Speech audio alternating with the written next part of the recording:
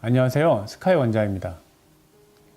주변에 얼굴 형태가 고민이어서 안면 윤곽술을 고려하고 계신 분들의 얘기를 들어보면 얼굴이 크고 평면적이고 턱과 광대가 돌출되고 발달되어 있는 경우가 많습니다. 안면 윤곽술 잘 되면 다행인데 전신 마취해야 하고 엄청 위험한 수술이죠. 돈도 많이 들고요. 회복 기간도 최소 6개월에서 1년 이상 걸려야 하고 치아 교정까지 병행하게 되면 기본 2년 이상 걸립니다. 이런저런 부작용도 많이 걱정되실 겁니다. 자, 그러면 오늘은 꼭 안면 윤곽술을 하지 않아도 비슷한 효과를 얻을 수 있는 안전하면서도 가볍고 저렴한 뿌띠 시술은 어떤 것들이 있는지 한번 알아보겠습니다. 만약 저보고 한국인에게 가성비가 가장 뛰어난 시술 한 가지만 꼽으라 한다면 저는 바로 사각턱 보톡스를 추천합니다. 동양인은 서양인에 비해 얼굴이 평면적이며 광대와 사각턱이 발달했죠. 사각턱은 뼈를 꼭 깎아야만 효과를 보는 것은 아닙니다. 뼈를 깎기 전에 보톡스를 먼저 해보시고요. 자세한 내용은 저의 다른 영상에 잘 설명되어 있으니 참고해 주시기 바랍니다. 사각 보톡스만 해도 안면 윤곽술 고려하시는 분들의 50% 정도는 수술을 안 하셔도 될 정도로 효과는 어메이징합니다. 그 다음 관자놀이가 넓게 발달한 경우, 여기가 관자놀이입니다. 관자놀이 부분에 측두근에 보톡스를 또 맞게 되면 얼굴의 위쪽 폭이 많이 감소합니다. 얼굴이 갸름하다고 하는 것은 얼굴이 계란 형태를 띠는 것을 말하는데 관자놀이가 발달하면 얼굴의 위쪽이 넓은 형태가 돼서 이런 엽삼각형 모양이 될 수 있습니다. 관자놀이가 발달한 것은 수술로도 교정이 불가능합니다. 하지만 측두근 보톡스를 맞게 되면 측두근의 볼륨이 줄어들면서 계란형 얼굴을 만들 수 있습니다. 얼굴의 턱광대가 특별히 발달하진 않았지만 얼굴이 평평한 평면적인 경우는 앞볼과 팔자주름 쪽에 필러 시술을 통해서 볼륨을 보충하면 얼굴을 입체적으로 만들 수 있습니다. 필러 시술을 처음 받아보는 경우는 국산 히알루론산 필러를 먼저 사용해 보시는 것을 추천해 드리고 대략 4-5병 정도 4-5cc, 4cc에서 5cc 정도면 충분합니다.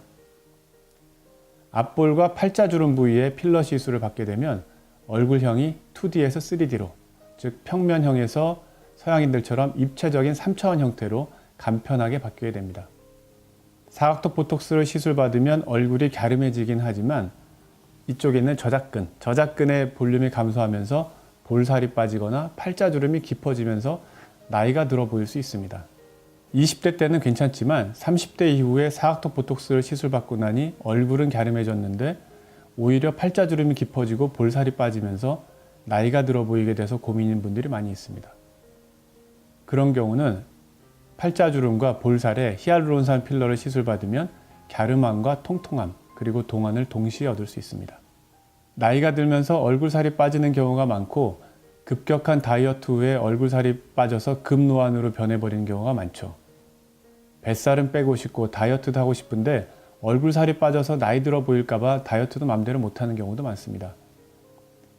이런 경우 간편하게 히알루론산 필러를 꺼진 부위에 보충하면 날씬한 몸매와 뽀송뽀송한 동안을 동시에 얻을 수 있는 것입니다. 얼마 전 모 중년 연예인이 다이어트에 성공해서 몸짱이 되었지만 얼굴살이 많이 빠져서 급노안으로 변해버려서 화제가 된 적이 있습니다. 저에게 조언을 구했다면 얼굴에 필러 시술을 해드렸을 텐데 무척 안타까웠습니다.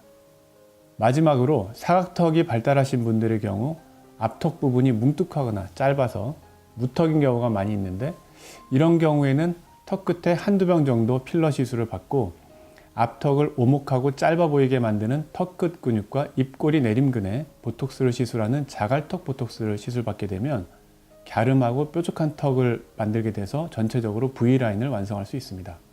일반적으로 턱 끝 성형은 턱 끝 뼈를 잘라서 슬라이딩 기법으로 수술을 하거나 샌드위치 기법으로 가운데 부분을 제거하거나 아랫부분에 보형물을 삽입하는 수술이 있지만 수술 후 결과가 생각보다 부족한 경우가 많고 보형물이 문제를 일으킨 경우도 많습니다. 특히 턱끝 보형물 수술의 경우는 필러가 보형물 삽입보다 훨씬 간편하고 좋은 결과를 보여주기 때문에 저는 개인적으로 10년 전부터 턱끝 보형물 수술은 하지 않고 필러 시술로만 하고 있습니다. 턱끝 보형물 수술은 수술 후 결과를 수정하기 어려우나 턱끝 필러는 필러의 양을 시술 후에 녹이거나 추가로 주입해서 두세 번 정도 모양을 계속 수정할 수 있기 때문에 매우 만족도가 높습니다. 그 다음 옆광대가 발달한 경우는 사실 수술로 내절고 시키는 방법이 가장 좋은 결과를 보여주긴 하지만 내절고를 시키는 과정에서 저작근의 움직임을 방해하거나 원치 않는 절골이 일어나서 부작용이 생기는 경우가 생기기도 하기 때문에 아주 심한 경우가 아니라면 옆광대, 즉 여기를 광대활이라 부르는데 옆광대 아랫부분, 대부분 광대가 큰 경우 이쪽에 많이 꺼져 있는 경우가 많습니다. 아랫부분에 필러를 가볍게 한두 병 정도 주입하면 오히려 광대가 작아 보이는 효과를 얻을 수 있습니다.